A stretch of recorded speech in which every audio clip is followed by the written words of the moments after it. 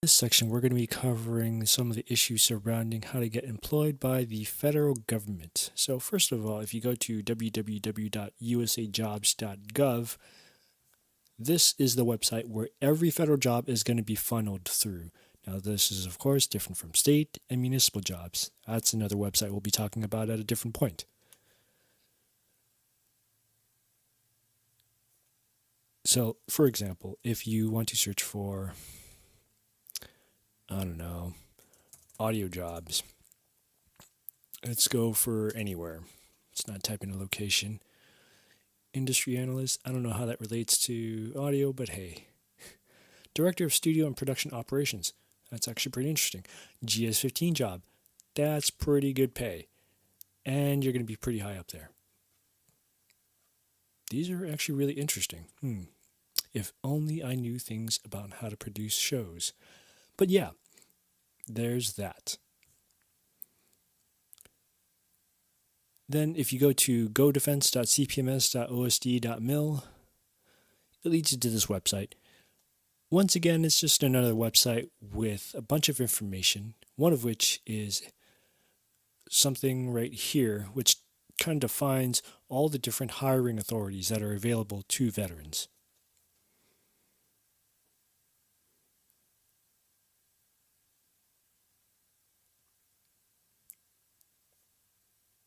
Now, when it comes to hiring authorities, there's a lot of different ones out there. So first of all, if you go to the fedshirevets.gov website, and if you go to the Veterans Preference website right here, this will define what exactly is the 5 points Veterans Preference and the 10 points Veterans Preference. So back in the days when you actually had to take a test for all of these jobs, they would add a certain amount of points to your application. Now it's a little bit different than that. It's not a simple test. It's more like this complicated formula that adds a point system. But to qualify for the 5 points Veterans Preference, basically if you have served in any sort of war campaign and have a campaign medal, you get the 5 points Veterans Preference right there. Pretty simple. The 10 points Veterans Preference is if you have a service-connected disability, usually, back in the days it used to have to be 50% or more to qualify. Now things are a little bit different. Or if you've had a Purple Heart. Now, the reason why things have gotten complicated is going back to all these right here. You have now the Veterans Recruitment Appointment, the 30% or more disabled veteran, Schedule A, which isn't necessarily for veterans, but all of these are basically different paths to help get veterans into certain jobs. Now, people make fun of it, of these programs, and say basically if you're breathing and you have a pulse, they'll hire you. I mean, it's a little bit more complicated than that, but that's what people say. So another explanation to explain some misunderstandings about the veterans preference. Let's say if you have a person who is not a veteran, but he's done the job maybe in the private sector for 20 some odd years. But you as a veteran, yeah, sure, you're applying for the job, but maybe you're not qualified. Doesn't matter if you technically are eligible for the 10 points Veterans Preference, you may not get the job because you're not qualified compared to that civilian. Now, if you have two equally qualified people, one a civilian and one a veteran with either 5 points or 10 points, the veteran's going to get that job. It's just that. So it isn't a surefire way of getting into the federal jobs, but it's something. It's a leg up, okay?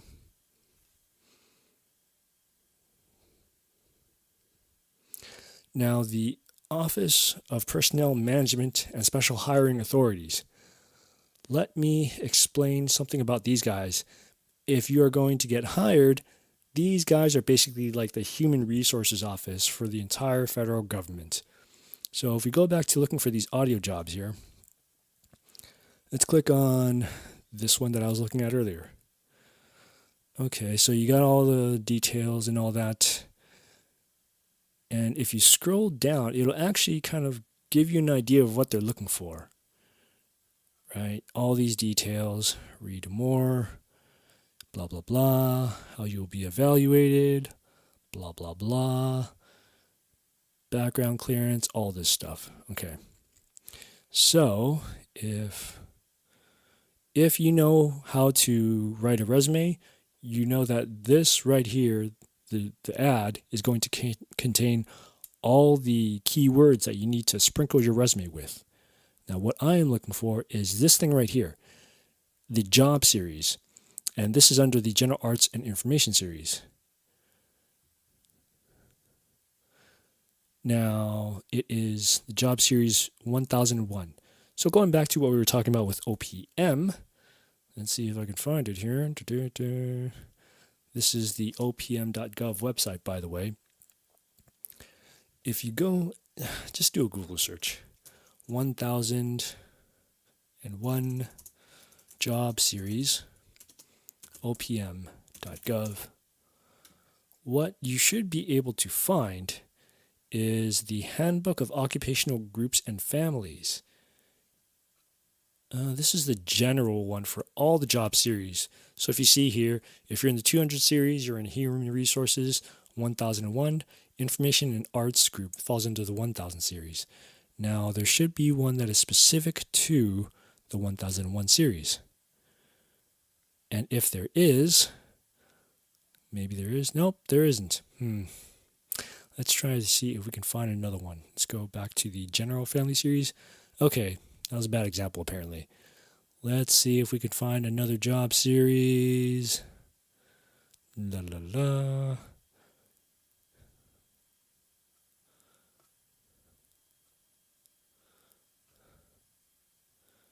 1800 investigative group. Okay. 1800 OPM. If we search for that, it should come up with this right here. And this is the series handbook specific to those job series. Once again, these are going to contain more of the keywords that you should be sprinkling onto your resume. So opm.gov, the Human Resources Department for all federal agencies. Now, because this doesn't have an OPM handbook specific to the job series, basically you're going to want to look for the keywords off of this job ad. But opm.gov, if you're looking for any other jobs, they're a good resource. NAF. So with these NAF jobs, it's really interesting in that most of the federal jobs that are out there, your funds are going to be given to you or authorized by Congress. So in other words, whenever the government threatens to go on a shutdown, that basically means that Congress is not going to be paying you.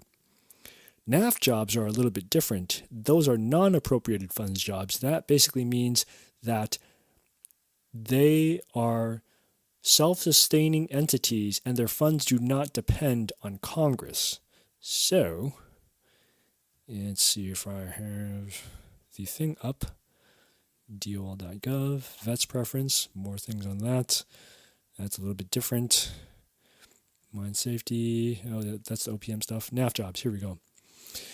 So if you go to this website right here, nafjobs.org/preferences, it will explain to you what sort of preferences you get as a veteran and even as a military spouse. So typical NAF jobs, you find these with the MWR. So over here, we're going to be looking at the veteran's preference. Any branch of service, served on active duty, discharged under honorable conditions.